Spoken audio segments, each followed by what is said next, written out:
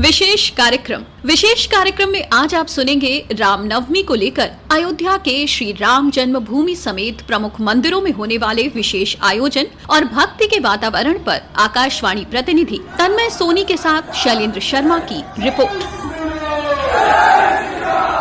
नवरात्र के अवसर पर रामनगरी अयोध्या एक बार फिर दिव्य आध्यात्मिक ऊर्जा से सराबोर नजर आ रही है। चैत्र नवरात्र की 9वीं तिथि को ही रामनवमी या राम जन्म का उत्सव धूमधाम से मनाया जाता है। मंदिरों में विशेष आयोजन होते हैं और भय प्रकट कृपाला दीन दयाला की गूंज हर तरफ सुनाई देती है।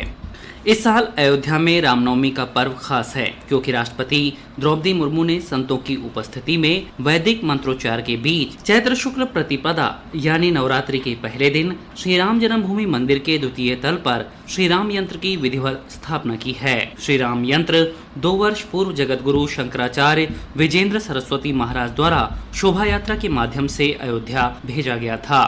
वैदिक गणित और ज्यामितीय आकृतियों पर आधारित ये यंत्र देवताओं का निवास माना जाता है जो सकारात्मक ऊर्जा आकर्षित करने की क्षमता रखता है। इस अवसर पर कार्यक्रम को संबोधित करते हुए राष्ट्रपति द्रौपदी मुर्मू ने अयोध्या के राम मंदिर का धार्मिक सांस्कृतिक महत्व बताते हुए कहा कि श्री राम जन्मभूमि मंदिर का भूमि पूजन, यहाँ रामलला के दिव्य विग्रह की प्राण प्रतिष्ठा, राम दरबार का भक्तजनों के लिए खोला जाना और मंदिर के शिखर पर धर्म ध्वजारोहण की तिथियां हमारे इतिहास और संस्कृति की स्वर्णिम तिथियां हैं। इस पवित्र श्री राम जन्मभूमि मंदिर का भूमि पूजन, यहाँ रामलीला के दिव्य विग्रह के प्राण प्रतिष्ठा, राम दरबार का भक्तजनों के लिए खोला जाना तथा मंदिर के शिखर पर धर्म ध्वजारोहण की तिथियां हमारे इतिहास और संस्कृति की स्वर्णिम तिथियां हैं।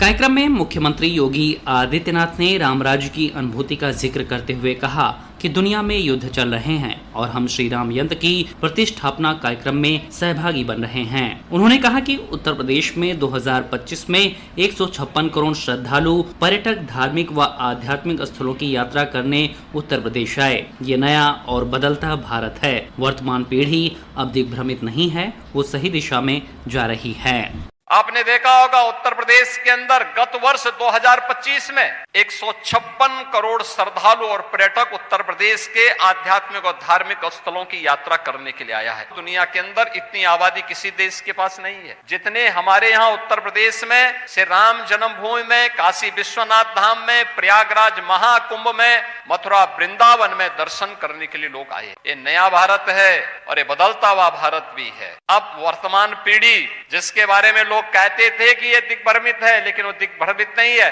वो सही दिशा में जा रहा है।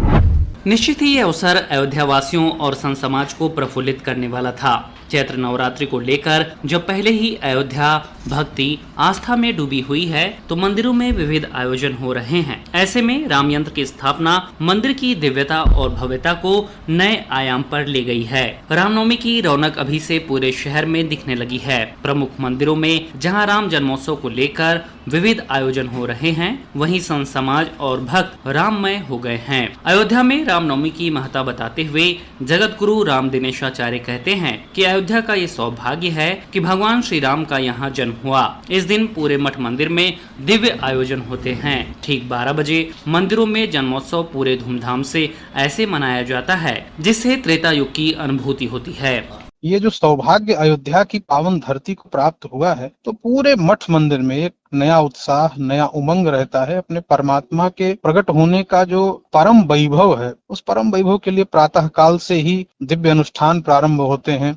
ठीक 12 बजे पूरी अयोध्या के मठ मंदिर घड़ी और घंट के घड़ियाल से पूरी तरह से गुंजायमान हो जाते हैं और ऐसा लगा है कि जैसे त्रेता युग में जब भगवान श्री राम का जन्म अयोध्या में हुआ था, उस काल में जोग लगन ग्रह बार तिथि सकल भय अनुकूल सारे भक्त आनंदित होते हैं और फिर गर्भगृह में विराजमान भगवान का दर्शन करके अभिभूत हो जाता है। इस बार रामनवमी अयोध्या और राम भक्तों के लिए खास है क्योंकि राम मंदिर का अधिकांश निर्माण कार्य पूरा हो चुका है और अब केवल 2 प्रमुख कार्य बाकी हैं।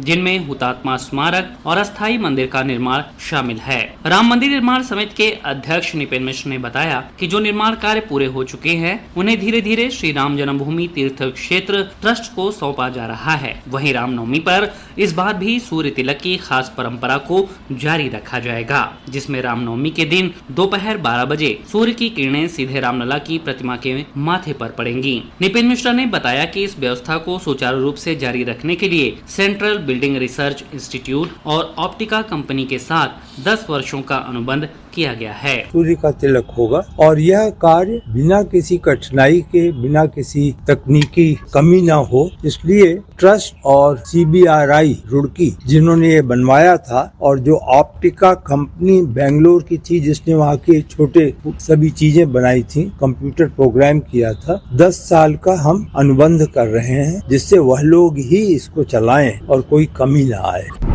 चैत्र नवरात्रि और रामनवमी पर जहां राम जन्मभूमि में विविध आयोजन हो रहे हैं, देश दुनिया से भक्त उनमें शामिल होकर आध्यात्मिक और अलौकिक माहौल के साक्षी बन रहे हैं। वहीं अयोध्या के संत समाज में भी इस पर्व को लेकर उत्साह देखने को मिल रहा है। यहां शत्रुघ्न मंदिर के महंत पवन कुमार दास शास्त्री कहते हैं कि रामनवमी अयोध्या के लिए सबसे महत्वपूर्ण पर्व है। इसकी महिमा वेद शास्त्रों में भी बताई गई है। यही कारण है कि यहाँ रामनवमी के उत्सव में शामिल होने के लिए देश दुनिया से बड़ी संख्या में भक्त पहुँचते हैं। आस्था के नाम पर यहाँ लाखों श्रद्धालु प्रतिवर्ष बिना किसी निमंत्रण के, बुलावे के, श्रद्धा और प्रेम बस जो है आते हैं। तो जेहि दिन राम जन्म श्रुति गावहीं, तीरथ सकल तहाँ चली आवहीं।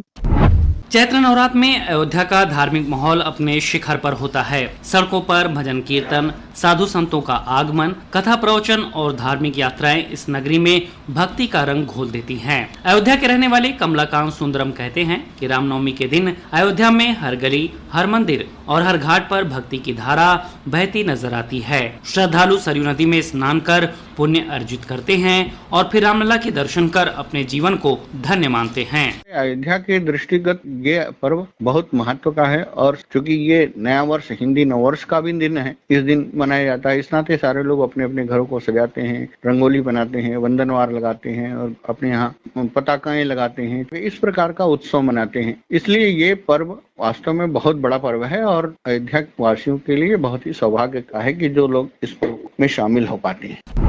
चैत्र नवरात्रि के प्रारंभ से लेकर रामनवमी तक अयोध्या एक ऐसे आध्यात्मिक उत्सव का केंद्र बन जाती है जहां राम भक्ति, आस्था, परंपरा और आध्यात्म का अद्भुत संगम देखने को मिलता है।